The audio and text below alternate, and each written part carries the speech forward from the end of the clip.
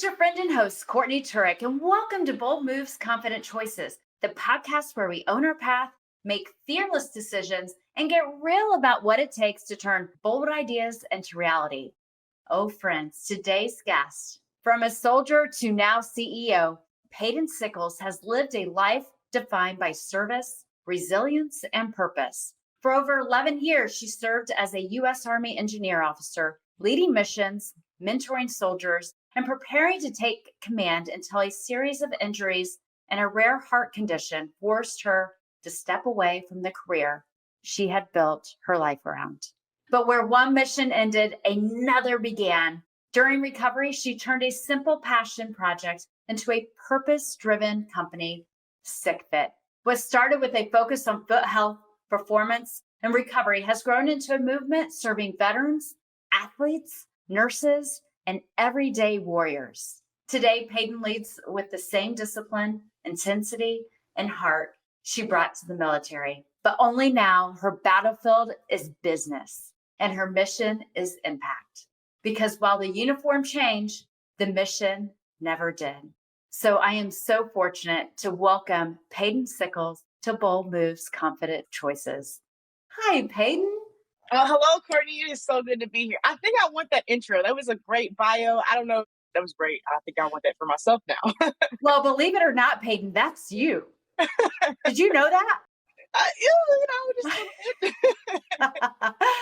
Well, again, so honored to have you here. And thank you so much for your service. Your story is super inspiring. But before we jump into your big, bold move, can you share a little bit more about Paden? Yeah, of course. Hayden is a Louisville native, so I am from Louisville, Kentucky. I grew up in the country, so I'm a country girl at heart, but I love the city. I love skylines. Engineer by trade, so I was an engineer in the Army.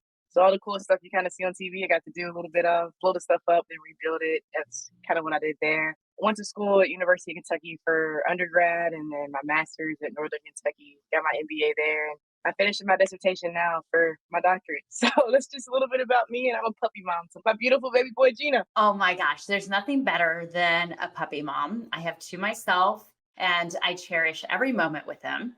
Just to kind of like bring this to the surface. So you're not only running a startup business, but you're also finishing your, did you say doctorate? Yes, I am. You are insane, my friend. I know. I tell myself that every single day, actually. I believe you when you say that. That's something I actually do believe.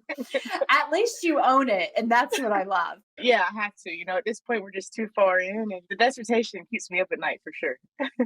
Well, okay, Paden, let's just jump right into it because I think there is a lot to unpack here. What would you say was your big, bold, confidence move in life that has taken things for you to the next level? Yeah, I would say that I would use my military foundation as my stepping stone in my next big leap. I say that because, you kind of already hit on it here. I'm going to touch on a little bit more. Is I love the military. If you ask anybody, they'll tell you I was going to do 20 years, get out, and I'll probably do 30. At the time, I started going through some complications for my body. I was a very high speed soldier. That's what we love to call it, where we was getting a lot of the accolades that we wear on our uniforms. And long story short, it just was breaking my body down. I was completing the schools and my body wasn't withstanding all the conditions or my feet. So with that being said, it was, I tore my Achilles once, and then about a year later, I tore it again. And then after that, I had developed a rare heart condition, as you mentioned, and it was just getting too risky. My heart rate would accelerate to about a 145 resting, and then if I was starting to do like low intensity steady state cardio, it would jump around to like a 230. We really couldn't figure out what it was, and it was just a lot of EKGs on my heart and a lot of stress. And then the stress in the environment as well was just adding a lot. So it was really taking a step back. I was able to develop SickFit around that time, where all the blisters and the bleeding that I was receiving during those schools, I kind of started just traveling the world looking for socks simultaneously. So while I was doing that, SickFit was really starting to take off. And I was really finding my footing, and it was really improving the lives of the people to the left and right of me and myself. But my personal body was not doing so hot. And I was like, wow, Peyton, like maybe you're being called to go in this direction in entrepreneurship instead, and this isn't your final stop. So that's kind of one of the big pillars that I love to say was the big stepping stone. That's where we really got a lot of traction initially in the beginning. And then about, I would say, what was it? Last year was a huge turning point for me as well. I lost both of my grandparents back to back in a 2-month period.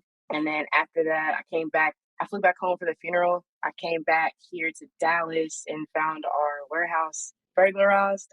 So he ended up losing about $25,000 worth of inventory. And then I was like, oh, Peyton, like, it's all right. Just go clear your head. I'm a pretty positive person to say the least. So I tried to go play tennis on the tennis court. I ended up rupturing my Achilles. So I just laid on the ground that day and I was like, hey, like, God, I'm listening. Like, what do you need from me? What are you telling me? What is it that you need me to do? And I was trying to grieve and I was trying to figure out the business at the same time. And it was a lot. And I say that to say that I just kept showing up. I had to be in Atlanta at an event probably in 2 days. So I had to hurry up and move the warehouse out on a ruptured Achilles. So I had to find movers and everything. And then I ended up going to Atlanta and we landed one of the biggest deals we ever had on the business. And the business model had shifted. It was really figuring out, hey, like you're really solving real world problems for athletes, creating a sensory sock for autistic children and being able to work with diabetic patients. You know, the model had shifted and that's where we really got a lot of traction. So Oh my gosh. Okay, so much to unpack there, Paden. So, first of all, we need more soldiers like you. I love hearing that you could have continued to do this on and on and on, and the love you have for serving our country. I admire that so much. And then to know that your body was failing in the moment, the mental struggles, I can only imagine as you're going through that. So, first, before we go into further into everything else you shared, how did you keep your mental game up while all this was happening to you? And it felt like the world was starting to try to give, it was giving you a hug, but you didn't know at the time. absolutely. I think it was just relying on my friends and family and just really listening to them as well. When you have a strong foundation behind you that truly supports you, they're a listening ear and they don't tell you what to do and they allow you to find yourself in that moment. I appreciate the fact that my family is so supportive in a sense that they're never going to tell me what to do. Like when I grew up with my parents, they were never like, hey, Peyton, do this, or you're going to be this. It was very much so, it's your life, figure it out, take a day, come back to it. And that's what really helped drove that decision. So Awesome. And then you go on to say you traveled the world looking for socks. So, and I'm chuckling for a moment. So, did you know you were trying to start SickFit, or were you really just, I'm going to go look for the best sock for soldiers, essentially? that's so funny. It's crazy to say out loud. No, I did not know that I was going to be a sock entrepreneur. I say this all the time. I knew that I was going to be an entrepreneur in some capacity. It runs in my family, but I did not know it was going to be socks. I definitely thought it was going to be in the engineering field or something a little more technical. This is very technical. Let me take that back. No, I did not know that. But when you were traveling, were you really traveling the world just looking for socks? Yeah, so I was actually at the time I was in Korea and I just started looking up sock manufacturers around me and I was able to like find manufacturers around me and just like hop on the train and kind of visit some of those places and go to those cities and kind of find like socks around me. So yeah, I really legit like actually traveled looking for socks. And then when I got back to the States, I started shipping some back and forth and I go travel, just continue. I love to travel, so it worked. And then I was like, well, maybe I should make this a business because then I can write it off as, sourcing. So So, was there a pivotal moment when you said, I'm doing this, like I'm making this a business? Do you remember that defining moment? I think it was, well, I had a boss. He wasn't pro sick fit at the time. He kept calling it like a side hustle and it was really irritating and annoying. And so I was Yeah. like, this has to work. Like, we're going to do this. Like, it's going to be great. I was just persistent. And then I would like show up while I was in the military to all of my soldiers. I'd be like, hey, like, try these socks out before you do this 12-mile run or do this, 6-mile run or 12-mile ruck. And I would get feedback after that. And then people around me kept getting excited. And they're like, I love this. Like, these socks are great. And so I'm like, okay, all right. You're more excited than I am. So it was just really seeing everybody around me and the benefit it had to them. And then my Yeah. boss kind of in my ear telling me that it's not going to work. So I had to make sure that it worked. And when I started making a salary in socks, I was like, oh, maybe I should do this. So it was. I love, and for everyone to hear this, and I'm going to call that person a hater at the moment, right? You use that as fuel to continue to propel you forward. And you didn't let that sit in your mind and linger and hold you back. Absolutely. I love to call it thank the naysayers. The naysayers. There you go. I shouldn't say haters. The naysayers. No, they're That definitely, is, he was a hater. Absolutely. Definitely. I mean, that is a very, I'm being very bold with that word hater. I don't necessarily like saying that. So I'll say naysayer. Okay. So you also just mentioned that this is very complicated. And I actually believe you are right when you say that. You're helping not only soldiers, athletes, but autistic children, people with sensory issues. So share a little bit more why SickFit is conquering that place in the market. Because I love to listen to our users and our feedback. And when you listen, you can figure out where to go and it naturally guides you. So I'll give you a few examples. I was a diabetic patient named John had tried our socks for the first time and he came back and he said, Paden, your socks changed my life. And I was like, what? Like, that's a strong statement. So, and I was like, well, can you elaborate on that? What does that mean? And he said that for the first time in years, he could walk comfortably again. And I was like, wow, like, well, do you mind if we kind of do a little bit of R&D behind that and figure out what it is and really put a little effort into that? We put some R&D there and figured out it was like the way we're knitting and it was the way that the materials that we used, not using standard compression because it contains copper, or some of it does contain copper. So that there was one of the big listening points. And then also I have a friend who has a autistic daughter and she said, hey, Paden, my daughter will only wear your socks. And she told me a story. Not in every state is this. I just found out about it at her school. She said that if her daughter takes off her shoes and socks in school, she gets dismissed for 24 hours. I was like, whoa, that's pretty significant. Right. And I was like, well, can you explain to me why she likes our socks? She's like, I don't really know. I was like, well, do you mind if we do some R&D here and kind of figure it out? So it was really just listening and then adding 5 sensory components to our sock where it allows them to kind of fidget and then adding the sensory components so the socks don't come off. Incredible. So, Paden, I hear a lot about, especially for athletes, and I'm guessing soldiers too. Are your socks wool based, or is there even a wool component? No wool at all. We use cotton. Wool breaks down and deteriorates over time, and the durability piece doesn't last as long. So what you'll see is a lot of people buy a lot of wool socks in the beginning, and sometimes after it deteriorates, there's friction in it, and it creates heat. So that way that the moisture, now that you're drawing moisture into the sock, is what we kind of found during that process. So, okay, I'm asking because my son now goes to this outdoor school, and when they do their overnight adventures, they say wool socks. So are your socks still keeping their feet warm too, as well? Yep, absolutely. So my brothers are the worst critics for feet. They're for socks and feet. I have one who's on his feet all day, and he's an athlete, and he has flat feet, and the other one is narrow and has a high arch, and they're just very opposite. So it's great. But what we found is that naturally, we're using cotton, it breathes a little bit better because body regulates. So that's what we typically found during that. Wow. And okay, now I'm just fascinated. For the sensory aspect, do you have the toe? I know that tends to bother a lot of kids, that toe line. Is that what you found, or is it really just the way the sock hugs the foot and is aligned with the foot, the material that helps people? So we did find that seamless socks do actually work for, when you take out the seam, it does help with sensory issues, but we left our seam in, but we moved it. So we moved it in a different place. And then we also knit, we use different needles, which is, I didn't realize there were so many needles you could knit with. Wow. Okay, me neither. I'm learning all kinds of things here. So we use different needles and we knit in a different pattern. So typically socks are knitted in a 360-degree pattern and we knit in 90. It just really being very meticulous in terms of like, what does this mean? What does this mean? And really just figuring out what machines people are using and just making sure that our machines are always state-of-the-art technology and up to date.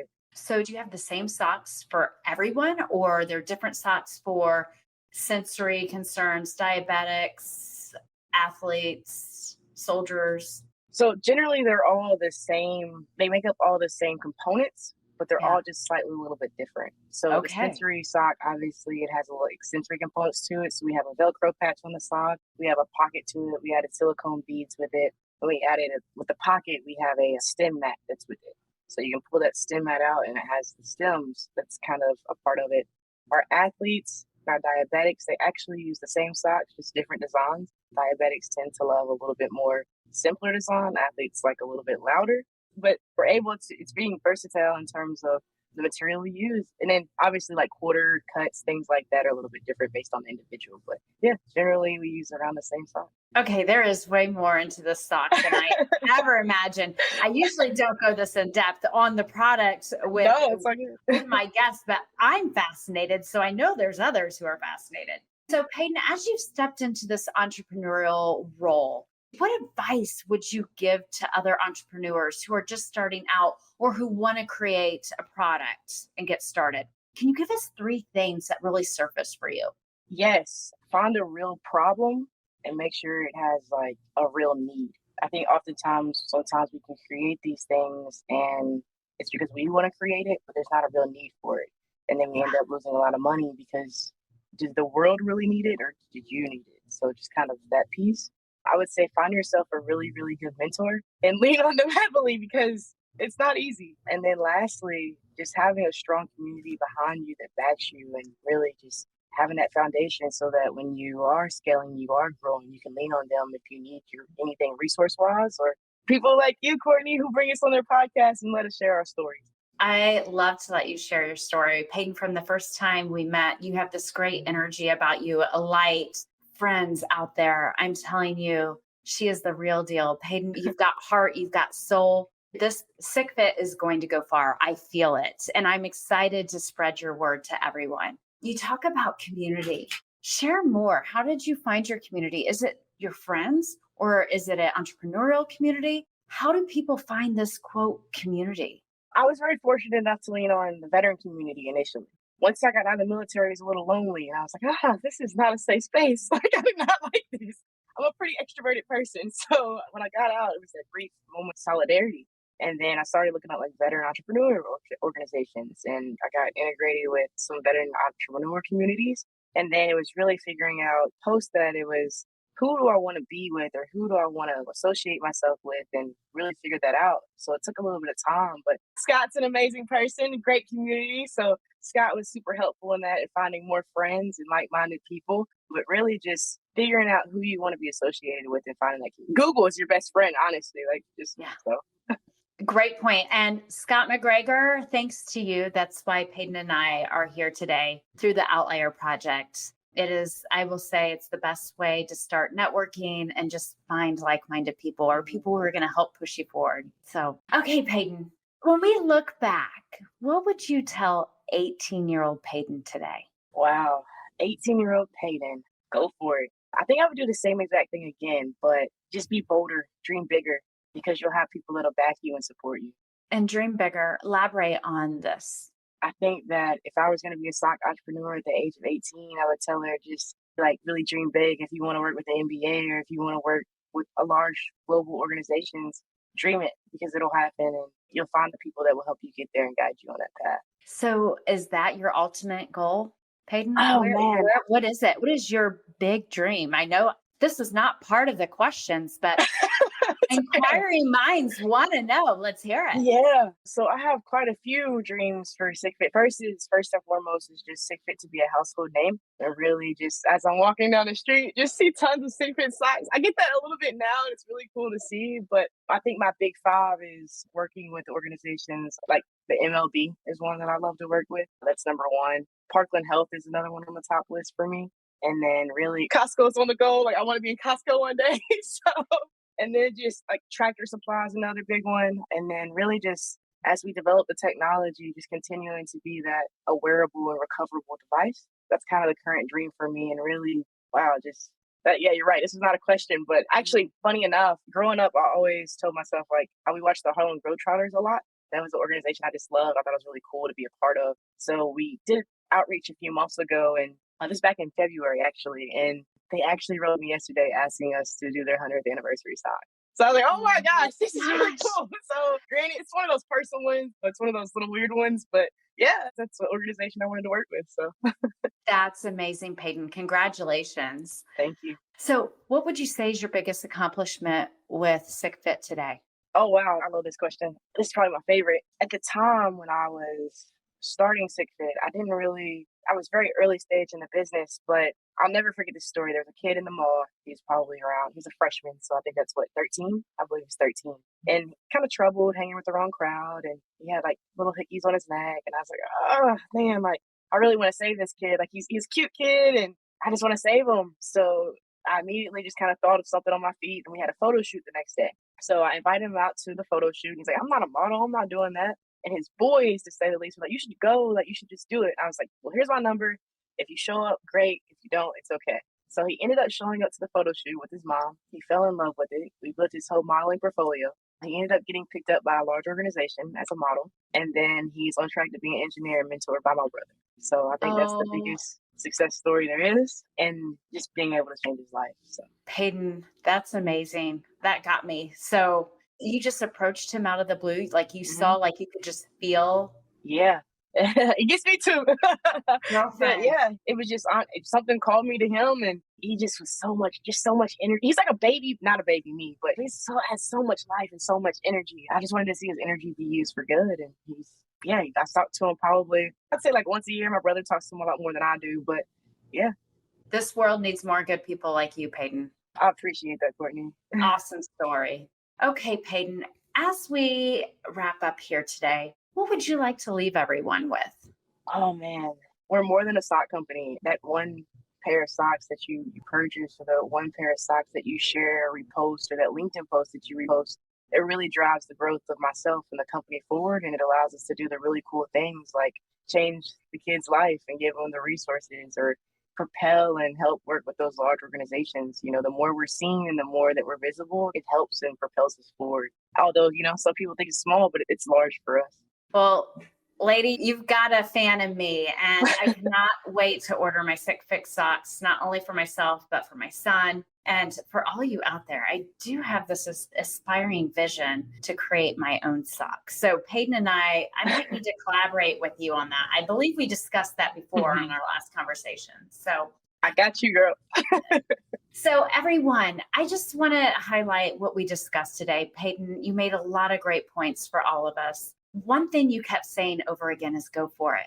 You just got to go for it. And when I think back to starting my company at Monkey Mat, it was the advice we'd always tell people was just do it. That first step is always the hardest. So when you said go for it, I can really relate to that in so many ways.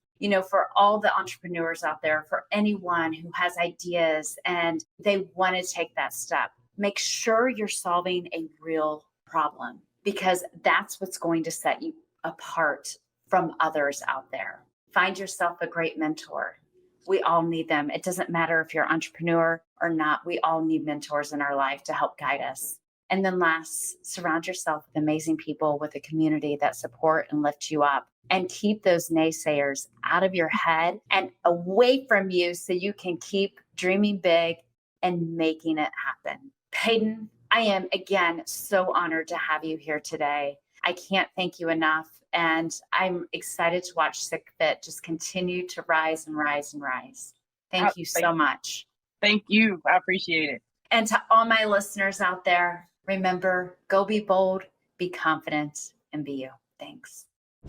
Thanks for tuning in to Bold Moves, Confident Choices. Remember, the boldest moves come from trusting ourselves and taking action. If you love this episode, don't forget to subscribe, leave a review, or share with someone who needs a little extra boost to boldness. Until next time, be bold, be confident, be you. Thanks.